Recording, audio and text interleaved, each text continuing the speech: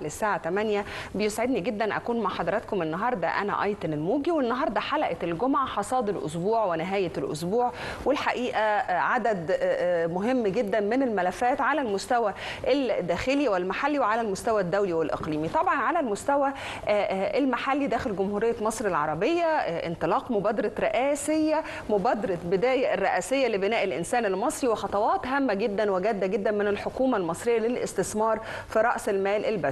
أما المشهد الخارجي أو المشهد الدولي والإقليمي فحدث ولا حرج عن ما يحدث من ضربات إسرائيلية تجاه ضحية جنوب لبنان، وقبلها بكم يوم انفجار البيجر والووكي توكي. يعني المشهد عمال يتعقد ويزداد سخونة واتساع لرقعة الصراع، وهذا ما حذر منه سيادة الرئيس عبد الفتاح السيسي من 7 أكتوبر الماضي مع بداية الحرب الإسرائيلية الغاشمة تجاه أهلنا في غزة. المشهد مليان تفاصيل. هيشرفنا النهارده يكون معانا دكتوره مريان جرجس، الكاتبه الصحفيه والمحلله السياسيه، للنقاش والحوار بشان هذا الكم الهائل من التفاصيل في الداخل وفي الخارج. منوره شاشه الفضائيه المصريه ومنوره استوديو مباشر المصري يا دكتوره. اهلا بحضرتك يا استاذ ايتن، اهلا وسهلا بيكي. اسمح لنا قبل ما نبدا حوارنا نخرج لتقرير وفاصل اخباري لاهم الاخبار في الداخل وفي الخارج، ونعود على الهواء مباشره ونبدا حوارنا، فابقوا معنا.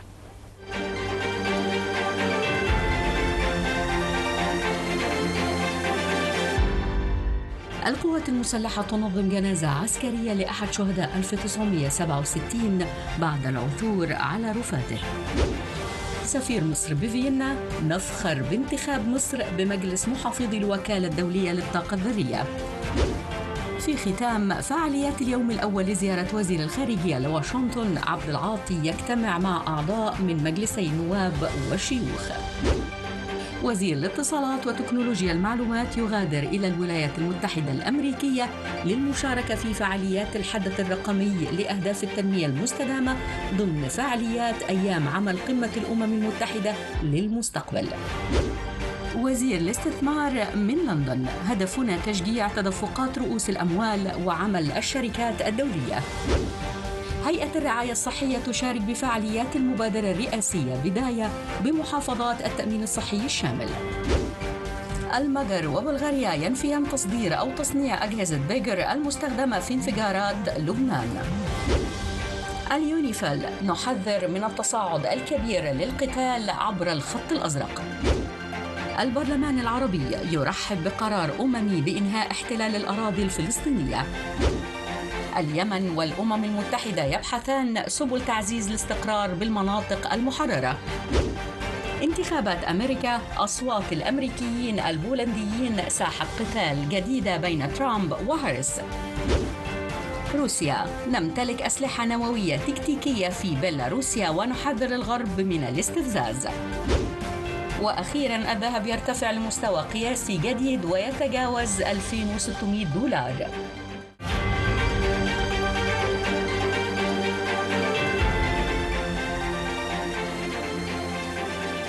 على الهواء من جديد بنجدد التحية والترحيب بحضراتكم، ونرحب مرة أخرى بضيفتنا الكريمة دكتورة مريان جرجس، الكاتبة الصحفية والمحللة السياسية. أهلا بيكي مرة أهلا أخرى. بيكي يا أستاذ عايدة. نبدأ سريعا مجموعة أخبارنا. أول خبر معانا من القوات المسلحة بتنظم جنازة عسكرية لأحد شهداء سنة 1967 بعد العثور على رفاته. نظمت القوات المسلحة جنازة عسكرية لأحد شهداء الوطن في حرب يونيو سنة 67 في منطقة الحسنة بوسط سيناء. وجدوا الرفات، وتعود الواقع طبعا لاكتشاف رفات الجندي الشهيد فوزي محمد عبد المولى في منطقة الحسنة بوسط سيناء، متواجد في ملابسه العسكرية أوراقه الشخصية اللي بتشير لكونه من أبناء محافظة الإسكندرية. الشهيد كان أحد رجال القوات المسلحة واللي شاركوا في حرب اليمن في ستينيات القرن الماضي، وعاد بعدها للخدمة على أرض سيناء الطاهرة، لكنه استشهد سنة 67 دون العثور على الجثمان، واعتبروه وقتها من المفقودين. لكن سبحان الله بيشاء السميع العليم انه بعد الوقت ده بيجد رفاته وبتنظم له جنازه عسكريه. صحيح. لمسه وفاء رائعه من قواتنا المسلحه، ربنا يحفظها. صحيح. الحقيقه يا استاذ ايتن هذا الخبر يدعو الى الفخر والاعتزاز، ان الواحد يفتخر بمصريته وبوطنيته. بالفعل انه يكفي ان مجرد مجند، يعني حتى يمكن انا اول ما طلعت الخبر افتكرت ان هو كان ضابط او رتبه، لكن لما بصيت في البطاقه لقيت انه مكتوب مجند وفصيله الدم او نيجاتيف او او سالب. الحقيقه ان انا سعدت جدا ان القوات المسلحه، وده مش غريب على القوات المسلحه الشريفه المصريه ان هي دايما تحافظ على ابنائها، وحتى رفات كان ممكن الخبر ده يمر مرور الكرام ان هو عندما اكتشفوا رفاته في سيناء انه يتم عودتها الى اهله، لكن الحقيقه انه يعني القوات المسلحه المصريه صممت انها تعمل له جنازه عسكريه ويتم ضرب حتى 21 طلقه. ده يعني يكفي صدى هذا الخبر في وسط كل الاخبار الحزينه اللي احنا شايفينها على المشهد. صحيح. دلوقتي فاصداء هذا الخبر في نفوسنا وحتى على اولادنا كلها بالظبط، على كل المحاربين الشرفاء من القوات المسلحه. خليني اقول لحضرتك كمان ده ان دل على شيء فيدل ان الدوله المصريه هي دوله متماسكه لديها جيش قوي جدا مهتم، وحتى كان بالمناسبه يعني بيؤكد ان القوات المسلحه بيهمها جدا كل نقطه دم مصريه. يمكن لسه كنت بشوف فيلم السرب اللي تم اطلاقه على منصات قريبه، او يعني ما بقاش في السينمات، بقى من كل يعني حق كل مواطن ان هو يقرا او يتفرج او يشاهد هذا الفيلم. الحقيقه ان كان بيتحدث عن وقعه ال 21 شهيد في ليبيا، فده كان قد ايه بيورينا فعلا ان الواقع غير مختلف تماما عن ما يحدث في الاعلام او حتى التوثيق القريب اللي بنشوف في الدراما او الافلام العسكريه. مصر لا تنسى اولادها. صحيح. في كل زمان وفي كل مكان. ربنا يحفظ جيشنا ويحفظ بلدنا. الخبر اللي معانا بعد كده، هيئه الرعايه الصحيه بتشارك بفعاليات المبادره الرئاسيه بدايه بمحافظات التامين الصحي الشامل. اعلنت الهيئه العامه للرعايه الصحيه عن مشاركتها في هذه المبادره اللي اطلقها سياده الرئيس عبد الفتاح السيسي، واطلق فعالياتها الدكتور مصطفى مدبولي دوله رئيس مجلس الوزراء. اوضح البيان ان المبادره بتهدف الى تعزيز التنميه البشريه، بناء الانسان المصري في كافه المجالات عبر تحسين جوده الحياه وزياده الوعي الصحي لدى المواطنين، بما يسهم في تمكين المجتمع في مواجهه التحديات. شايفه المبادره دي ازاي يا دكتور؟ صحيح. في البدايه خليني اقول لحضرتك ان هذه المبادره هي من ضمن مبادرات كثيره بتطبق الرؤيه المصريه على ارض الواقع. طيب انا كمواطن دلوقتي قدامي مبادره حياه كريمه ومبادره بدايه، ايه الفرق؟ هل الدوله بتكرر نفسها؟ لا، الدوله مش بتكرر نفسها. عندما اطلقنا حياه كريمه من اكثر من 6 سنوات، دي كانت مبادره متكامله عن كافه جوانب الحياه، يعني سواء خدمات انترنت، خدمات صحيه، خدمات تعليميه، خدمات اقتصاديه، مشاريع تضامن اجتماعي. دي كانت مبادره متكامله بكل الاشياء وعلى كافه الاصعده اللي بتستهدف حياه المواطن، وان هي بتستهدف طبعا القرى الاكثر احتياجا وليس فقرا. الريف المصري وصعيد مصر. ولكن بدايه هي مختلفه، يمكن نقدر نقول ان هي نسخه من حياه كريمه ولكن بتجويد اكتر وباستهداف معين، ان انا هنا بستهدف الموارد البشريه. الحقيقه يمكن كان في بعض من البلدان في شرق اسيا كانت عملت استطلاع راي او مجرد دراسه كده، هل البلدان الناميه بتبدا بالتنميه الاقتصاديه ولا بالتنميه البشريه؟ يعني هل انا اعمل مشروعات قوميه اقتصاديه عشان اشغل الناس اللي عندي، ولا انا اعمل تنميه بشريه الاول وبعدين التنميه الاقتصاديه؟ الحقيقه ان الدوله المصريه جاوبت على السؤال ده، ماشيه بالتوازي في الاثنين. بنعمل تنميه بشريه وتنميه اقتصاديه، لان هذه المشاريع مش ممكن ابدا هتشوفوا النور او النجاح بدون ايادي مدربه وكوادر بشريه. دايما الاستثمار في المورد البشري هو استثمار ذكي، وايضا استثمار طويل المدى، حضرتك بتجني ثماره على مدار السنوات القادمه. الحقيقه ان الدوله المصريه مهتمه جدا بالموارد البشريه، مهتمه انه الشاب المصري ما يكونش عبء على وزاره التضامن الاجتماعي وياخد منها مثلا بدل ان هو يكون بطاله بالظبط، لكن ان هو يكون فرد ايجابي هو اللي بيشتغل وهو اللي بينتج. والحقيقه ان دي بنسميها وين وين سيتويشن. يعني ايه؟ يعني انا كسبت والطرف بالظبط والطرف الثاني كسب. الدوله كسبت انها حولت هذا الفرد من فرد قد يكون يتعرض الى البطاله وان يكون فرد عاطل وعبء على التضامن الاجتماعي، الى فرد ان هو بينتج وبيساعد في الدوله المصريه. ودي نقطه ذكاء. ليه؟ لان احنا طبعا حضرتك عارفه ان احنا شعب بيتكاثر بسرعه كبيره جدا، عددنا بيزيد كل سنه تقريبا اكثر من 1 أو 1.5 مليون نسمه، وايضا حتى الديموغرافيا او الطبيعه الديموغرافيه للشعب المصري هي كلها من الشباب والاطفال. فاذا لو انا عايز استثمر صح في هذه الدوله، ان انا دايما اوجه الاستثمار ده للشباب وللاطفال طبعا في التعليم الاساسي.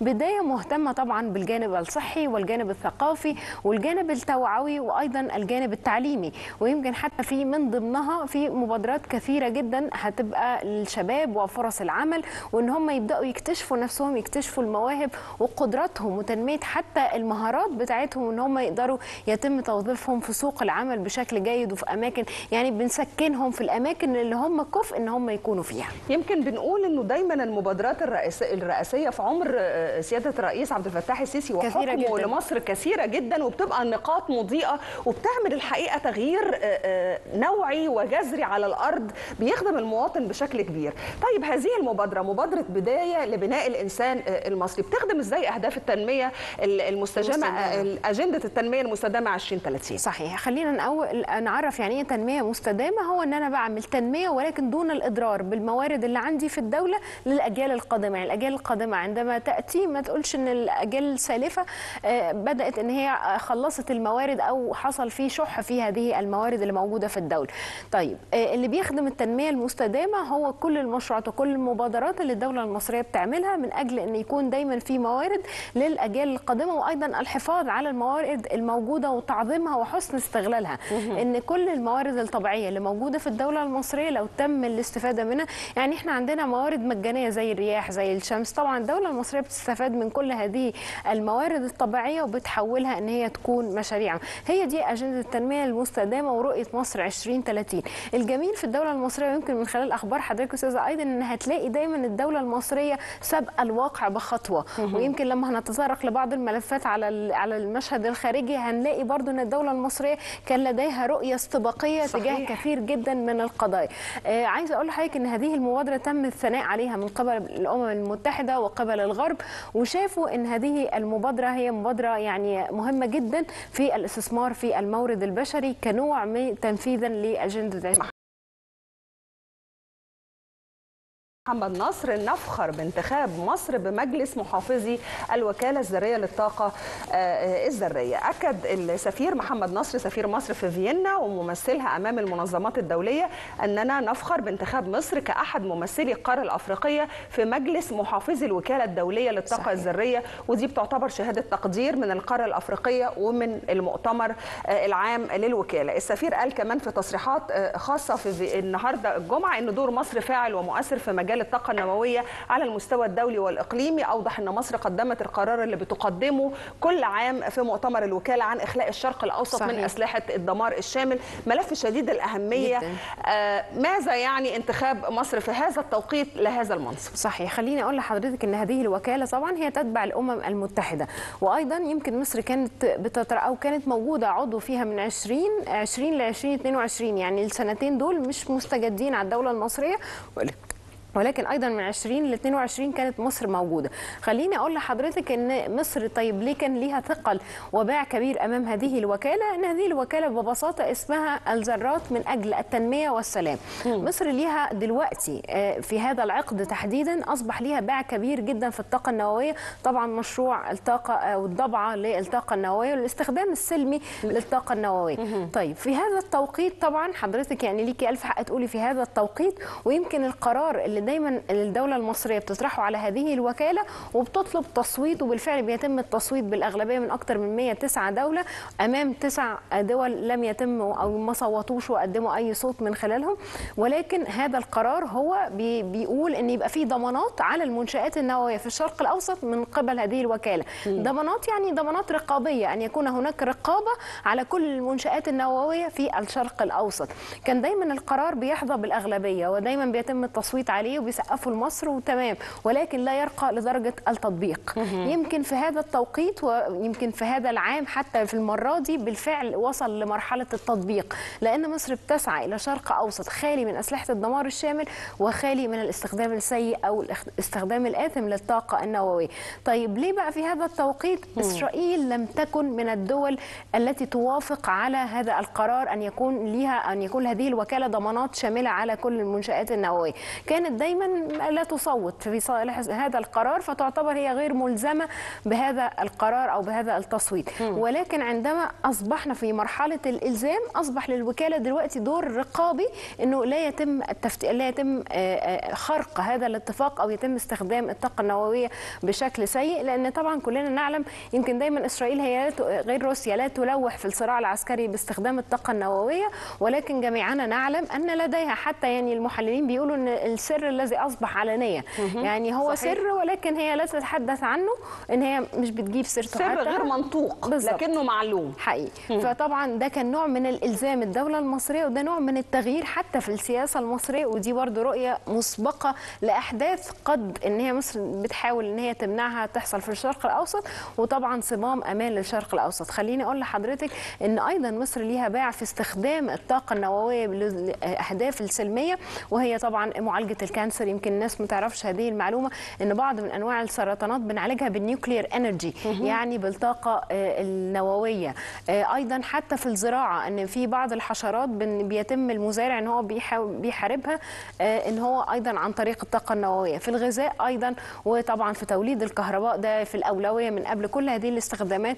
ايضا الكهرباء وتوليد الكهرباء ده مهم جدا. صناعات الادويه صحيح. فالاستخدامات السلميه للطاقه النوويه اعتقد ان مصر هيكون ليها دور الرياده، وان هي هيكون ليها باع كبير ايضا في هذا المجال وملف الطاقه النوويه تحديدا في الايام القادمه ان شاء الله. الخبر اللي معانا بعد كده من وزاره الخارجيه. اختتم الدكتور بدر عبد العاطي وزير الخارجيه والهجره وشؤون المصريين في الخارج لقاءاته مع 12 عضو بالكونجرس الامريكي. واوضح السفير تميم خلاف المتحدث الرسمي باسم وزاره الخارجيه والهجره ان لقاءات السيد وزير الخارجيه اتاحت الفرصه لاستعراض كافه جوانب العلاقه الثنائيه السياسيه والاقتصاديه والتجاريه والعسكريه ما بين مصر والولايات المتحده الامريكيه، ما شهدته مصر من تقدم على صعيد حقوق الانسان. كما عكست هذه اللقاءات ادراكا متزايدا من اعضاء الكونجرس الامريكي للدور المصري البناء في المنطقه والتطورات اللي بتشهدها المنطقه على مختلف الاصعده، والخطى الحثيثه اللي بتخطوها مصر لدعم الامن والاستقرار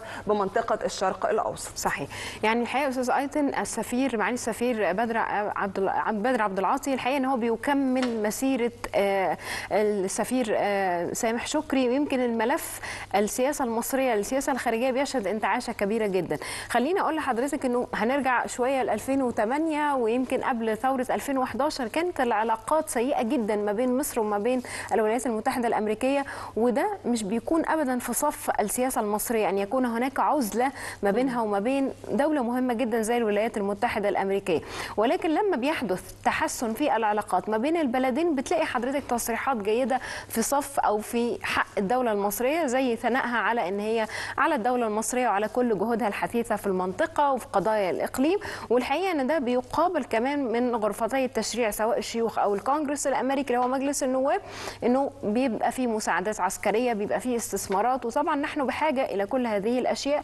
فاذا تحسن العلاقات ما بين الجانب المصري والامريكي مهم جدا. هذه العزله اللي كنا بنمارسها قبل 2011 هي خاطئه، كاننا بنشتري عداوه هذه الدوله الكبيره طبعا لا يمكن تجاهلها.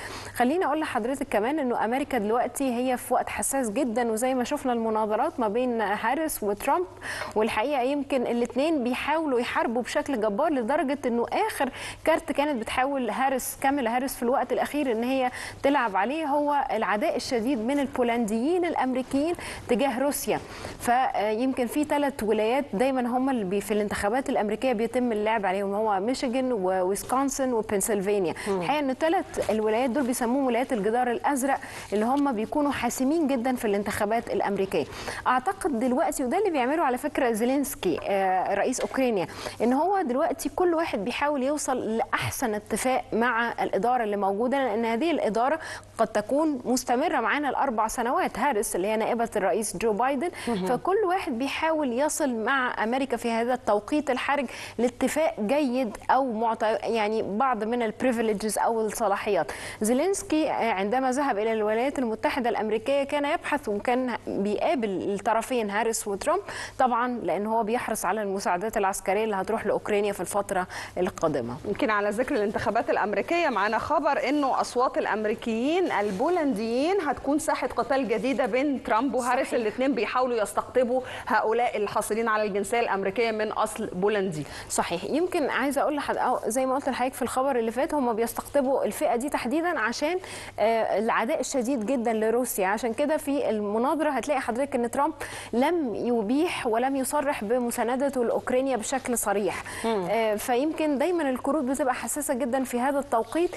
هاريس لديها بعض من النقاط وترامب لديه بعض من النقاط. يمكن الامريكان دلوقتي او الناخب الامريكي يتمنى انتعاشه اقتصاديه في ظل هذا التضخم والعبث الاقتصادي الذي يحدث في العالم. العالم، فترامب بيكسب في النقطة دي. ولكن كاميلا هاريس سيكون لديها باع كبير جدا لدى الناخبة الأمريكية، لأنها تتحدث عن حقوق المرأة، تتحدث عن قوانين الإجهاض، تتحدث عن كثير ما يمس المرأة. والحقيقة إن ده طبعا كده بتكسب، بتكون قريبة جدا للناخبة الأمريكية. فطبعا الاثنين قريبين جدا من بعض، وحتى استطلاعات الرأي يعني مش مبينة مين اللي هيكون أو مين اللي هيصل. مفيش فروقات واضحة. طب حضرتك متوقعة مين اللي يكسب؟ سؤال خارج المنهج يعني. ما عنديش توقع الحقيقة، ما أقدرش أقول توقع معين، ولكن خليني أقول لحضرتك إن اللي يهمني أنا كمصرية إن اللي يكون في الإدارة يتمتع بعلاقات جيدة مع مصر. ويمكن زي ما بنقول في الخبر اللي فات إن مصر أصبح لديها أدوات إنها توطد علاقتها مع كل الدول الغربية وكل دول أوروبا بشكل جيد. يعني دايما موقف مصر الراسي العاقل، إن هي دايما هي الدولة اللي بتدعو إلى السلام، دايما هي صمام الأمان في المنطقة، دايما هي اللي بتستوعب حتى إمتى بتقول هستقبل كل اللاجئين من كل البلدان العربية، وإمتى بترفض استقبال الإخوة الفلسطينيين حتى بمساعدتهم، ولكن كي لا يتم تصفية القضية الفلسطينية. فالحقيقة إن كده ما فيش أي دولة تقدر تلقي بأي خطأ على الدولة المصرية، فبترسم سياستها الخارجية بفن وبذكاء. فإذا خليني أقول لحضرتك أنا ما يهمنيش مين، سواء ترامب هاريس، ما يهمناش مين اللي يكون موجود، ولكن بيهمنا إنه خلي بال حضرتك برضو إن اللي بيحدد السياسة الخارجية للولايات المتحدة الأمريكية هي غرفتي التشريع. يعني الشيوخ والكونجرس هم اللي بيكون لهم دور كبير في المعونات العسكرية، في الاستثمارات. فحضرتك لديك علاقات جيدة. يمكن السفير بدر عبد العاطي كان بيتحدث مع أحد الغرف التجارية الأمريكية تمهيدا للمنتدى الاقتصادي أو القمة الاقتصادية اللي هي قمة مستقبل مصر الاقتصادي اللي هتتم أو هنشهدها في الأيام القادمة إن شاء الله. الخبر اللي معانا بعد كده، بلينكن وماكرون بيناقشوا وقف إطلاق النار في غزة وخفض التصعيد بلبنان. وزارة الخارجية الأمريكية قالت أن وزير الخارجية أنتوني بلينكن بحث مع الرئيس الفرنسي ماكرون الأوضاع في الشرق الأوسط وجهود وقف إطلاق النار في قطاع غزة النهارده الجمعة. صحيح. يعني حتى دايما زي ما بقول لحضرتك تعليقا على القضية الفلسطينية، على قدر ما بتكسب القضية الفلسطينية كثير من المكتسبات الدبلوماسية دلوقتي، بنلاقي محكمة العدل الدولية، المحكمة الجنائية، كثير من الدول اعترفت بفصل وبضرورة إنهاء الاحتلال. عايزة أقول لحضرتك إن كان في مشروع قرار تم الموافقة وتم تمريره في الأمم المتحدة، والبرلمان العربي بيرحب بقرار الأمم بالظبط بتجريم وعدم شرعنة الاحتلال الإسرائيلي لدولة فلسطين أو لقطاع غزة والضفة الغربية خلال 12 شهر، إن هو يكون تم الجلاء وتم انتهاء كل هذه المأساة. ولكن على قدر كل هذه المكاسب الاقتصادية اللي بتحققها القضية الفلسطينية، على قدر كل الخسائر اللي بيشهدها المدنيين في أرض الواقع. زي ما حضرتك شايفة الأوضاع المأساوية بتزداد من سخونة الصيف داخلين على برودة الشتاء، لمأساة حتى فيروس شلل الأطفال اللي بالعافية وبالكاد قدروا إن هم يطعموا بعض من الأطفال الفلسطينيين، والمشاهد الصعبة اللي بنشوفها في الضفة الغربية والاستيطان اللي بتزداد وتيرته جدا.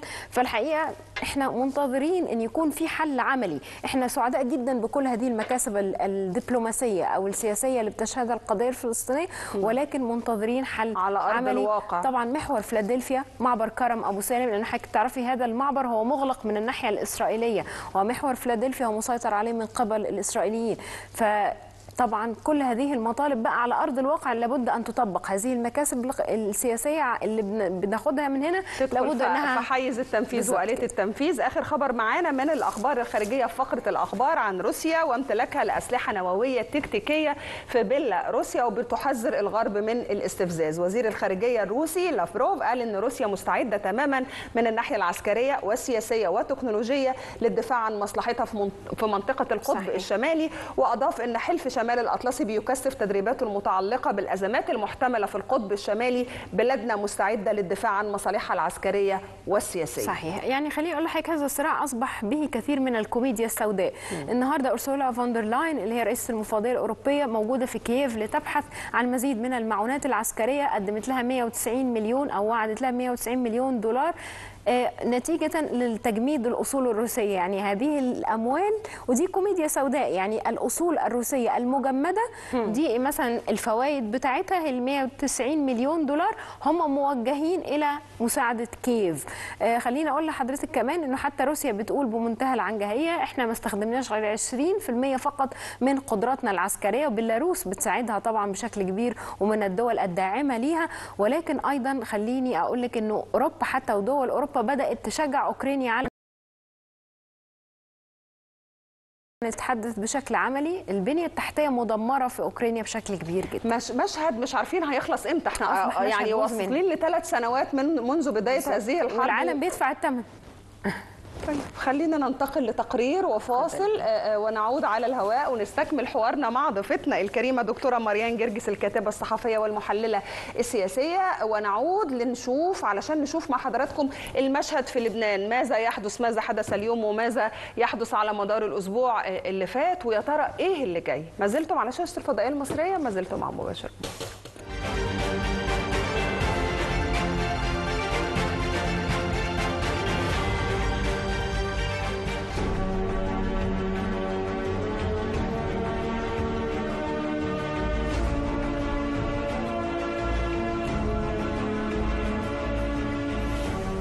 لا يزال الغموض يشمل تفاصيل الهجوم الواسع الذي شهده لبنان الثلاثاء الماضي بعد أن تفجرت مئات أجهزة النداء اللاسلكية التي يستعملها على نطاق واسع عناصر حزب الله. وقد أعلن حزب الله مقتل 11 من عناصره بالإضافة إلى سيدة وطفلة بجانب العديد من المصابين، ملوحا بالرد على إسرائيل. في حين صرحت منظمة الصحة العالمية خلال مؤتمر صحفي أمس أن هذه التفجيرات أدت إلى تعطيل خطير بالقطاع الصحي بالبلاد، حيث قال وزير الصحة اللبناني فراس الأبيض إن عدد الضحايا جراء انفجارات الأجهزة اللاسلكية التي وقعت يومي الثلاثاء والأربعاء ارتفعت إلى 32 قتيل و2931 مصاب، موضحا أنه من بين الجرحى 1343 حالتهم متوسطة إلى خطيرة، و226 حالة ما زالت بالعناية المركزة، مشيرا إلى أنه تم إجراء 955 عملية جراحية جراء تلك الحوادث. ولم تعلق إسرائيل بشكل مباشر على هذه الهجمات التي قالت عدة مصادر أمنية إن جهاز الموساد الإسرائيلي هو من نفذها.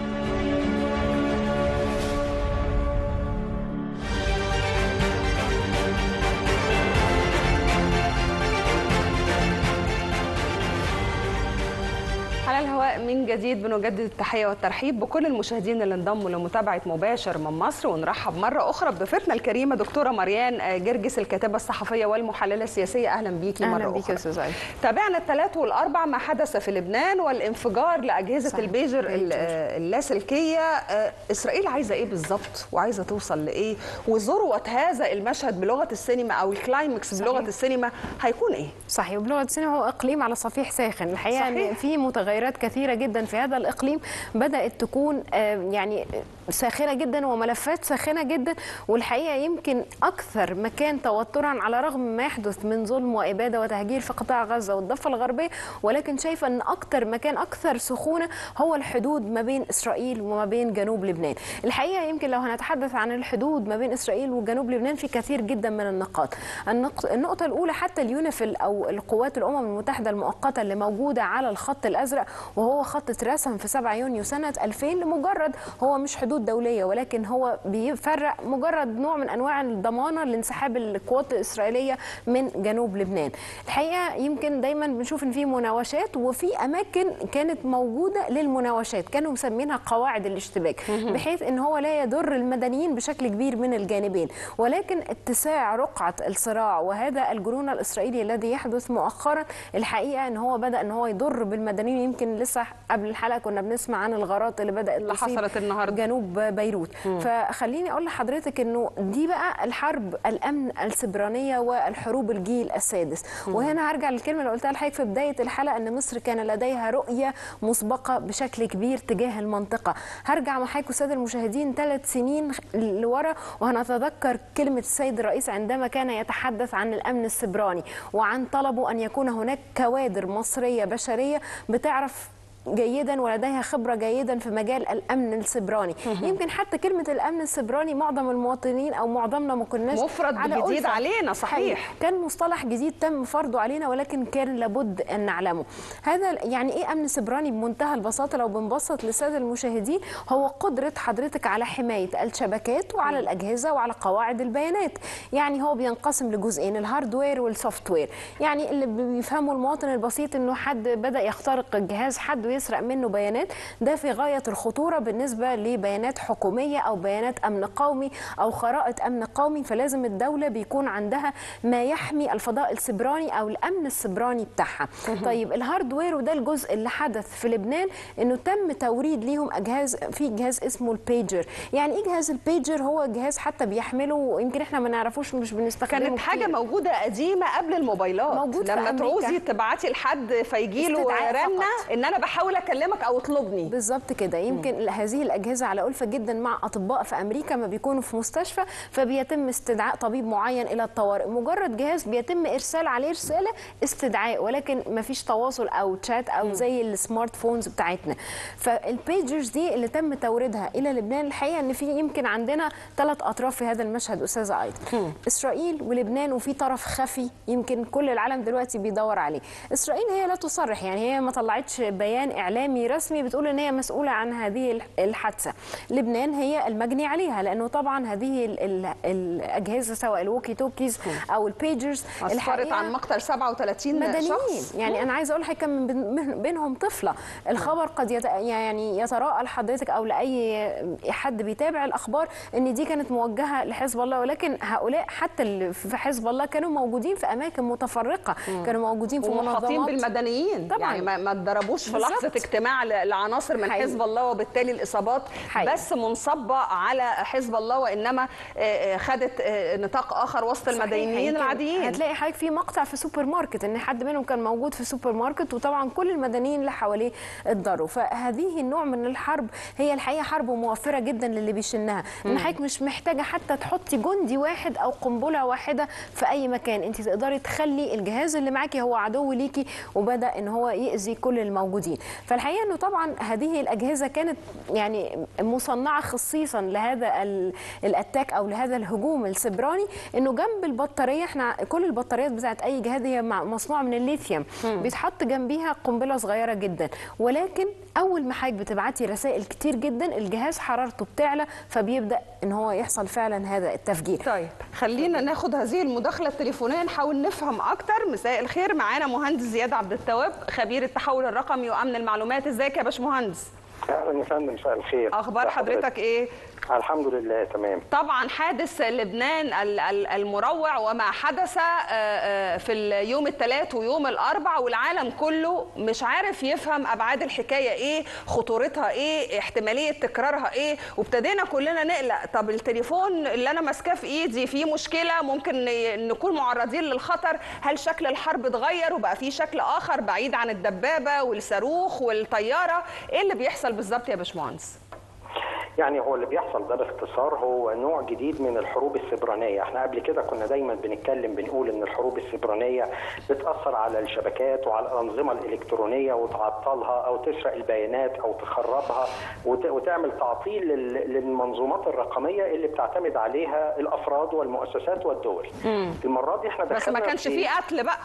بالظبط كده. احنا دلوقتي دخلنا في مرحله جديده من الحروب السيبرانيه اللي هي ان الاجهزه يتم تفجيرها وتؤدي الى قتل الناس. وده برضو يعني علشان الناس بتبقى متخيله ان ده مرتبط دايما بالاجهزه الحديثه المتطوره، لكن احنا لو نشوف في المثال اللي هو حصل يوم الثلاث واليوم اللي بعديه بيومين في لبنان، هم اصلا يعني نتيجه تخوفهم من الاجهزه الحديثه لجأوا للبيجر اللي هو خلاص تقريبا مش موجود في العالم كله، حاجه قديمه كمان قوي.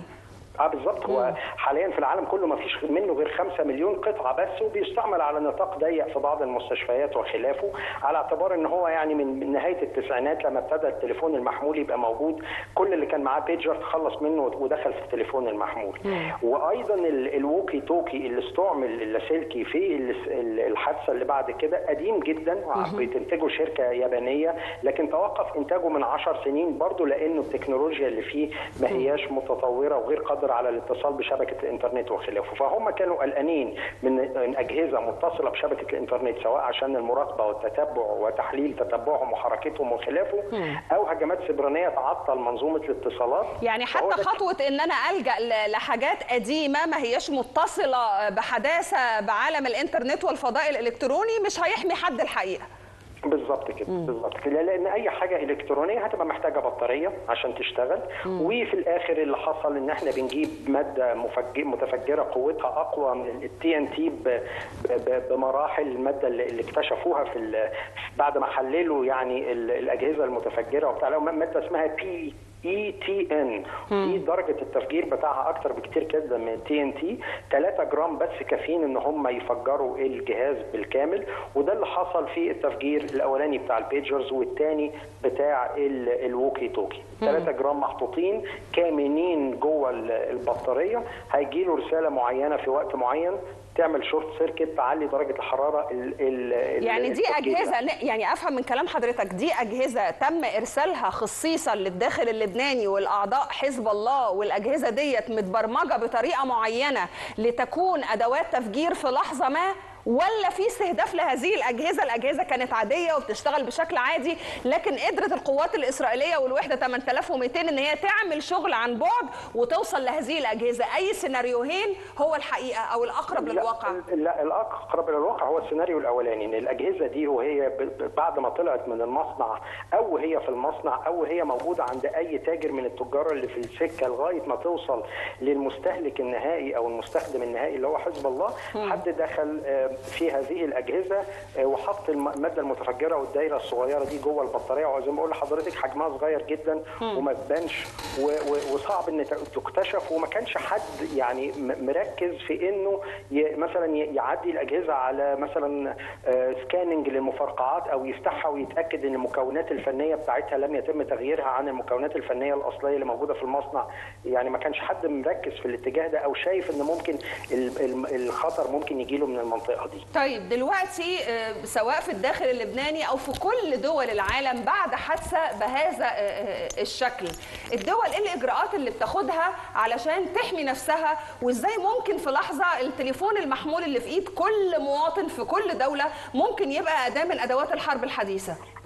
وطبعا دول العالم كلها اغلبها عندها استراتيجيات للامن السيبراني بتطبق بصرامه، لكن اعتقد ان كل دول العالم عليها انها تراجع الاستراتيجيات والاجراءات التامينيه اللي موجوده في هذه الاستراتيجيات علشان تزود فيها مجموعه من الاختبارات اللي تتم بيها اجازه دخول الاجهزه دي الى اراضيها او وصولها للمستهلك النهائي. ومش بنتكلم بقى على بيجرز ووكي توكي قديم وبس، احنا بنتكلم على اي حاجه الكترونيه ممكن تبقى متصله بشبكه الانترنت او متصله حتى بالشبكات اللاسلكيه الداخليه زي شبكه الراديو وشبكه التليفون المحمول وخلافه. احنا بنتكلم على السيارات الالكترونيه الكهربائيه فيها بطاريات، بنتكلم على التلفزيون، بنتكلم على الاجهزه الكهربائيه اللي موجوده في البيت كلها زي ما حضرتك قلتي، على الموبايل، على الكمبيوتر، اي حاجه فيها بطاريه ويمكن انها تتصل بشبكه من الشبكات هيبقى فيها خطوره. دي بقى بالظبط كده. يعني يبدو ان الحياه هتجبرنا بشكل او باخر نعود للطبيعه ونعود للاساليب البدائيه. شكرا جزيلا باشمهندس زياد عبد التواب خبير التحول الرقمي وامن المعلومات. ردود الافعال الدوليه والاقليميه تجاه ما حدث في لبنان وتجاه اسرائيل، ومن هو المتهم الاساسي؟ اسرائيل لم تعلن ولم تعلن مسؤوليتها ولم تتباهى حتى بهذه العمليه.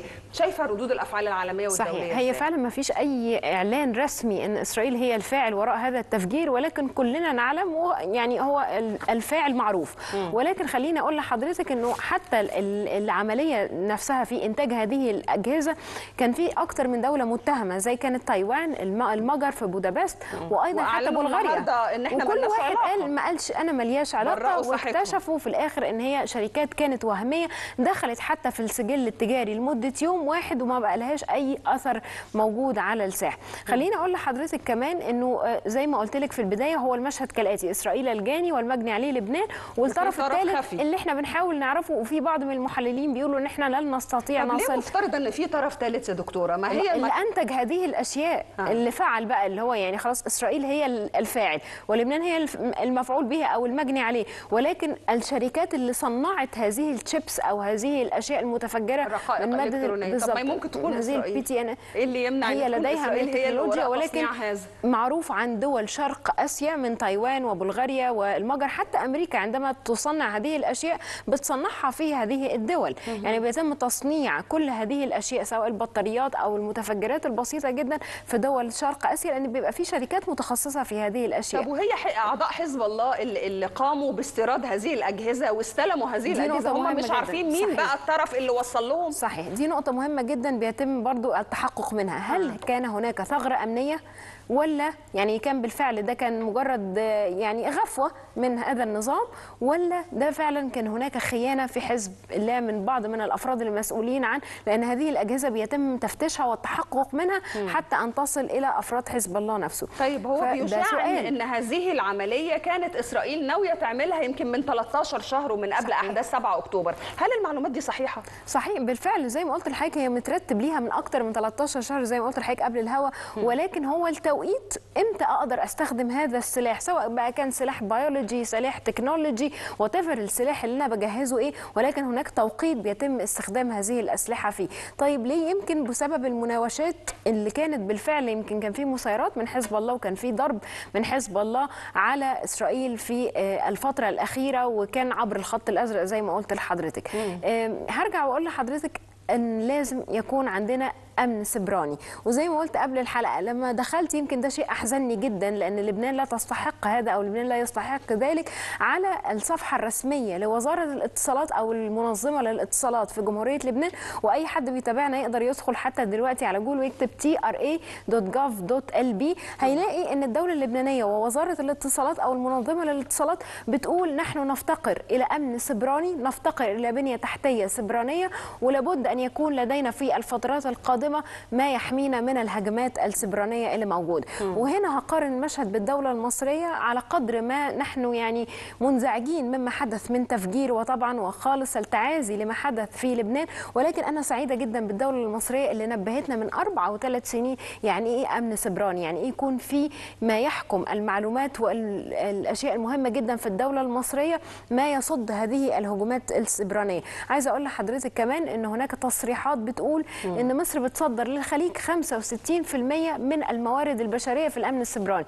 يعني احنا لدينا مهندسين كده زي باشمهندس زياد وزي مهندسين كثر لديهم من الكفاءه ان احنا بنوديهم الخليج عشان يكونوا في الامن السبراني وحمايه الشبكات. سياده الرئيس في اكتر من سياق بيتكلم ويشجع الولاد والطلبه يا جماعه اتجهوا لدراسه، يعني اخرجوا من الاشياء التقليديه صحيح. اللي عشنا نتعلمها ونجري على كلياتها. العالم بيتغير، وبالتالي ربما في مهن هتندثر وتنتهي تماما، ويستجد على المشهد مهن جديده صحيح. كلها واغلبها متعلقه بالذكاء الصناعي، بالفضاء السبراني صحيح. بالفضاء التكنولوجي، ويا عالم الحياه لسه هتجيب لنا ايه صحيح. طيب المشهد اللي حصل ده يقول لنا ايه عن طبيعه العدو الاسرائيلي، ونحاول نفهم مع حضرتك طب عايز يوصل لايه؟ يعني اتساع رقعه الصراع صحيح. بيضرب في حزب الله. لو كانت هذه الصفقه المتعلقه بالبيجرز والاجهزه اللاسلكيه من 13 شهر تم استخدامها دلوقتي، هل لصرف النظر عن غزه؟ يعني المشهد بقى ملتبس ومعقد بشكل كبير جدا. صحيح، لا ما اعتقدش هو ابدا لصرف النظر عن ما يحدث في غزه، لانه ما يحدث في غزه والضفه الغربيه هو بيزداد شناعه، يعني يمكن مش بيقل او مش بيعمل الهاء عن ما يحدث في غزه، ولكن ربما هو يزيد من المشهد سخونه اكثر لكسب مزيد من الشعبيه في الداخل الاسرائيلي، وخطوه تصعيديه قويه جدا، تصعيد واستفزاز. ويمكن عايزه اقول لحضرتك انه بعد هذا التفجير بدات كل الدول بقى تتوقع زياده صناعه الامن السبراني والتكنولوجيا بصفه عامه باكثر من 210 مليار دولار. يعني زي بالظبط لما يكون عند حضرتك فيروس وبعد 5 شهور بطلع لحضرتك اللقاح، فاذا انا بخلق المشكله عشان اخلق لحضرتك ان انت تبداي يبقى في انفاق على التكنولوجيا اكتر واكتر، وربما هذا هو الطرف الخفي كان ليه مصلحه ان هو يزداد بقى ان يبقى في صناعه اكتر وفي تكنولوجيا او في انفاق على التكنولوجي والامن السبراني وحمايه الامن السيبراني. عايزه اقول لحضرتك ان مصر لديها رؤيه 2023 2027. اي حد هيقدر يدخل على موقع الهيئه العامه للاستعلامات هيلاقي عندنا رؤى كثيره جدا في هذا المجال، رؤيه تجاه الامن السيبراني، تجاه البرمجه، الحوسبه، كثير جدا من الرؤى اللي مصر فعلا بتنفذها. ربنا يحفظ مصر. يمكن خبر متعلق بلبنان، قتلى وجرحى في غارة إسرائيلية على الضاحية الجنوبية لبيروت، وأنباء عن استهداف قيادي في حزب الله، وتم إعلان إبراهيم عقيل أنه استهدفوه بالفعل. قالت وزارة الصحة اللبنانية أن 8 على الأقل قتلوا وأصيب 59 آخرون، بعضهم في حالة حرجة جدا. دي حصيلة أولية للغارة الجوية، ويمكن الأرقام دي من ساعة ربما تكون زادت على ما بدأنا الهوا. في دوي انفجارات قوية في العاصمة اللبنانية جراء ما قيل إنها صواريخ أطلقتها مسيرة إسرائيلية. اتشهدت سحابة كثيفة من الدخان، وأفادت الوكالة الوطنية للإعلام بأن طائرة حربية من طراز F-35 شنت غارة على شقة في منطقة الجاموس في الضاحية الجنوبية لبيروت. وهيئة الدفاع المدني قالت أن فرق البحث والإنقاذ توجهت لمراكز عدة إلى موقع انهيار عدد 2 مبنى سكني في محلة الجاموس أو ضاحية الجاموس. يعني ما بقتش بقى مسيرة وخلاص، ده باعتين طيارة فيها طيار F-35 من الطيارات العادية جدا. يعني إسرائيل بتحاول تقول إيه وبتقدم إيه للعالم عن خطواتها تجاه لبنان. هو للأسف يعني ده بينم على التكنولوجيا الهائلة، ويمكن حتى على مدى السلاح المقدم لإسرائيل من قبل الولايات المتحدة الأمريكية، قد إيه إن هذه التكنولوجيا وقد إيه هذا المعونات العسكرية بتساعدهم على كل هذه الأشياء الشنيعة اللي بتتم.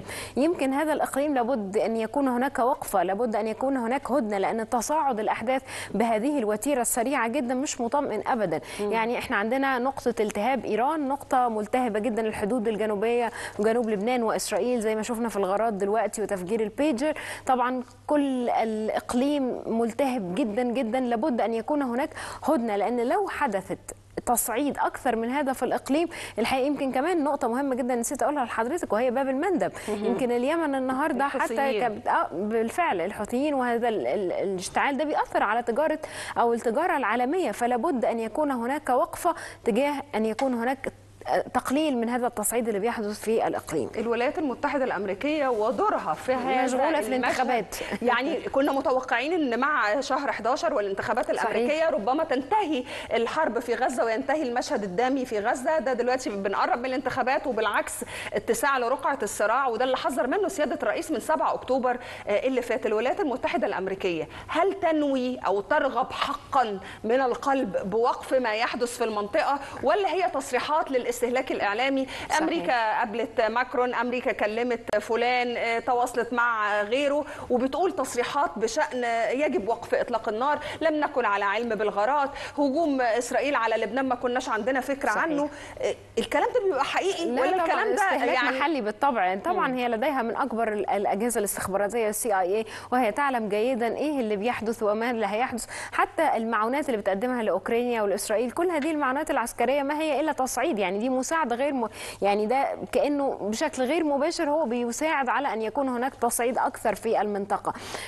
لكن هو مع اقتراب الانتخابات في شهر 11 طبعا الإدارة كلها وإدارة بايدن اللي هي متمثلة في كاميلا هاريس هي مشغولة جدا بالانتخابات، وهي يعني واخدة ترامب. هو بالفعل في 3 مرشحين تاني، يعني هم 5، ولكن الأبرز هم ترامب وهاريس، في 3 مستقلين تاني. فطبعا يمكن أنا مش شايف في أي بارقة أمل أن يكون هناك وقف إطلاق النار، ويمكن حتى مجلس الأمن زي ما قلت لحضرتك هي مجرد مكاسب سياسية فقط. طيب نتوقع حزب الله هيرد بعد مقتل إبراهيم عقيل؟ وكده بيبدو أنه التهديد واضح أن المقبل أو الشخصية المستهدفة بشكل مستقبلي هتكون حسن نصر الله. هل حزب صحيح. الله هيتفرج، هيرد، هيعمل ايه؟ حزب الله كمان هو بيرد دايما، هو يمكن بيرد بشكل اسرع بكتير من ايران. وعايزه اقول لحضرتك انه حتى لما تم اغتيال اسماعيل هنيه في ايران كنا متوقعين ان يكون هناك رد ايراني سريع، ولكن دايما الرد الايراني بيجي متاخر جدا على عكس الرد اللبناني اللي هو دايما بيكون سريع جدا. طب متوقعه ايه للمشهد؟ اتمنى ان هو يكون هناك خفض للتصعيد في الاقليم، لانه اكتر من كده احنا كمان هنتاثر. مصر عامله زي البقعه الهادئه اللي في محيط من النيران. فهذا يعني طبعا مصر بتسعى جاهده ولديها مجهودات كثيره جدا، ولكن لابد ايضا ان حتى الدول العربيه الاخرى زي الاردن، الامارات، السعوديه، ان يكون هناك قمه حتى عربيه لخفض التصعيد في المنطقه. طيب الدوله المصريه ادانت مثل هذه الهجمات ومحذره ان العمليات ديت هتؤدي الى اتساع رقعه الصراع. صحيح. مصر وهي تتابع ما يحدث، مصر وهي تشاهد ما يحدث، هيحصل ايه؟ يعني أنا متأكدة جدا قد إيه مصر آسفة على ما يحدث، لأن حضرتك كما تعلمي أن الدولة المصرية هي بتسعى أن يكون هناك سلام في المنطقة، سلام في الشرق الأوسط. حتى في بداية الخبر اللي احنا قريناه في الوكالة الطاقة الذرية، يمكن كل هذه الأشياء الدولة المصرية هي بتساند حتى الحكومات الوطنية. هتلاقي أيضا من ضمن التصريحات في بدر عبد العاطي كان بيتحدث مع أنتوني بلينكن وبيقول له احنا بنسعى أن يكون هناك استقرار للسودانيين، وأن السودانيين يرجعوا إلى دولتهم باستقرار. فطبعا الدولة المصرية بتحاول، ولكن لا تستطيع ان هي تهدي اقليم، ولكن بالتعاون او بالتضافر الجهود كلها تستطيع ان هو يهدأ بعض الشيء. اجنده اسرائيل في الفتره المقبله، وضع غزه في الفتره المقبله، دكتوره مريان شايفاهم ازاي؟ يعني زي ما قلت لحضرتك، يمكن احنا داخلين في فصل الشتاء، وقد ايه حصل كثير من الديسابيليتيز او الاعاقات في الاطفال في غزه، حتى يكفي الاعاقه النفسيه يعني التهديد النفسي. هذا الطفل الذي شاهد كل هذه الاحداث اللي احنا ما نقدرش نتحمل رؤيتها على التلفزيون، هذا الطفل لن يصبح شابا سويا على الاطلاق. فاتمنى طبعا ان يكون حتى يعني زي ما طموحات بسيطه جدا، ان يكون هناك في بعض وصول المساعدات الانسانيه والاغاثات الانسانيه عن طريق معبر رفح او كرم ابو سالم. طيب اسرائيل دلوقتي ابادت غزه كبنيه تحتيه، صحيح، ككهرباء، كصحه، ككل مؤشرات وعوامل اساسيه للحياه، والاتجاه دلوقتي على لبنان. تتوقعي ازدياد وتيره الضربات الموجهه تجاه لبنان يا دكتوره مريان؟ متوقع جدا. يمكن عايزه اقول لحضرتك ان الفتره الوحيده الهادئه، دايما هذه المنطقه هي منطقه مشتعله. الفتره الوحيده اللي كانت هادئه هي في اكتوبر 22 عندما تم ترسيم الحدود البحريه ما بين اسرائيل وجنوب لبنان، لان كان في نزاع حتى على حقول الغاز الطبيعي هناك. فيمكن هذه هي كانت الفتره الوحيده اللي كانت هادئه ما بين الطرفين. لكن مع ذلك هي حتى في عايزه اقول لحضرتك انه هذا الخط اللي بيفصل ما بين جنوب لبنان واسرائيل، حتى مزارع شبعة المحتلة، هي أيضا كل هذه المنطقة هي منطقة مشتعلة تماما. نتمنى السلامة يا رب لأهلنا في غزة وأهلنا في لبنان، ونتمنى السلام لكل الكرة الأرضية. دكتورة مريان جرجس، الكاتبة الصحفية والمحللة السياسية، شرفتينا ونورتينا، ودايما ضيفة عزيزة على شاشة الفضائية المصرية. دكتورة مريان. مشاهدينا، خلصت حلقتنا، نلقاكم غدا وأسرة جديدة. أسرتنا النهاردة رئاسة التحرير أستاذة دعاء همام، الإخراج دكتورة لمياء سمير، وتحياتي أيتن الموجي. شكرا وإلى اللقاء.